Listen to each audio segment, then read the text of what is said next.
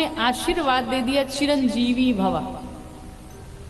मार्कंडू ऋषि ने कहा महाराज जिस बालक को आप चिरंजीवी होने का आशीर्वाद दे रहे हैं ये 2 दिन बाद मर जाएगा। सनकादिक ऋषियों ने कहा पहले क्यों नहीं बताया? कहा अब आप आशीर्वाद दे दिए, अब आप जानो क्या करोगे क्या नहीं करोगे, या तो आपका आशीर्वाद झूठा हो जाए या तो ये बालक बच जाए। सनकादिक ऋषियों ने कहा कोई बात नहीं, मुझ पर छोड़ दो। सनकादिक ऋषि लेके पहुंचे ब्रह्मा जी के पास। ब्रह्मा जी को मार्कंडेय ऋषि ने प्रणाम किया। ब्रह्मा जी ने भी आशीर्वाद दे दिया चिरंजीवी भव।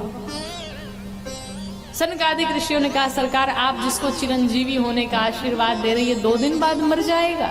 तो ब्रह्मा जी ने कहा हमें क्यों फंसाया, पहले क्यों नहीं बताया? तो सनकादिक ऋषियों ने कहा हम भी फंसे थे इसलिए आपको भी फंसाया। ब्रह्मा जी ने कहा कुछ तो करना पड़ेगा। ब्रह्मा जी लेकर के गए भगवान विष्णु के पास। फिर बालक ने प्रणाम किया, भगवान नारायण ने भी कह दिया चिरंजीवी भव। ब्रह्मा जी ने कहा लो हो गया काम।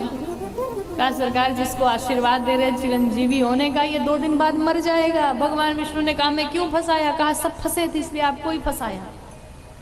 अब हम अकेले झूठे थोड़ी बनेंगे। अब हम भी कहेंगे कि जब ब्रह्मा जी झूठ बोल सकते, भगवान नारायण झूठ बोल सकते तो हम क्यों नहीं बोल सकते? जब बापे झूठ बोलने को तैयार है तो बेटे तो रहेंगे। अब महाराज कहा एक उपाय बचा है, भगवान शंकर बचे। सभी मिलकर के लेकर के गए भगवान शंकर के पास। बच्चे से कहा देखो बाबा के पांव पकड़ लेना। और मार्कंडेय ऋषि ने बाबा के पांव को पकड़ लिया, जाकर के दंडवत हो गया, लगे रोने जोर जोर से।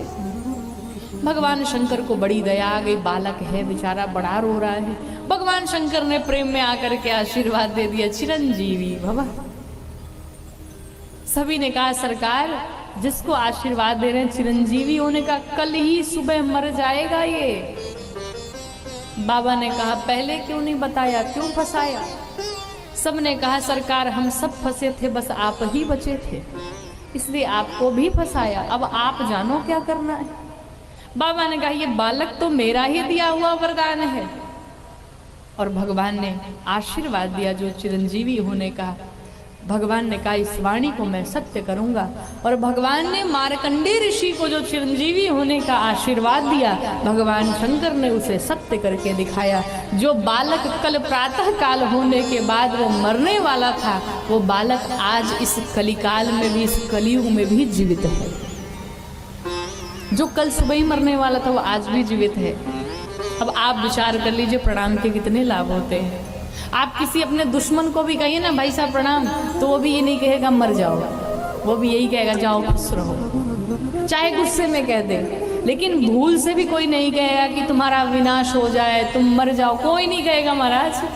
मजाक में भी किसी को कहो ना भाई साहब प्रणाम, तो भी कहेगा खुश रहो खुश रहो, और लोग खुश भी हो जाते हैं। तो अपना क्या जाता है प्रणाम करने में।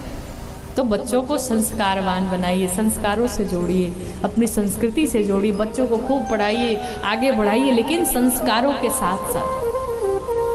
भगवान राम सबको प्रणाम करते, प्रातः काल उठ जाते हैं। सबसे पहले जब आप प्रातः काल उठिए तो सबसे पहले आंख खोलते ही अपने हाथों का दर्शन करिए।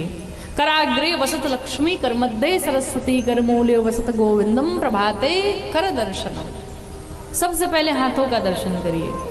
भगवान राम को, भगवान नारायण को, जो भी आपके इष्ट हो उनको धन्यवाद करिए। क्यों? प्रभु सो गए थे रात में और कोई ठिकाना नहीं कि उठेंगे भी कि नहीं। कई लोग सोते सोते ही चले जाते हैं, क्या पता। लेकिन नाथ आपकी कृपा से हमने अपने जीवन का एक और सवेरा देख लिया। हे नाथ मैं आपको बारंबार धन्यवाद करता हूँ। इसलिए भगवान को धन्यवाद करिए, जीवन का एक और सवेरा देखने को मिला।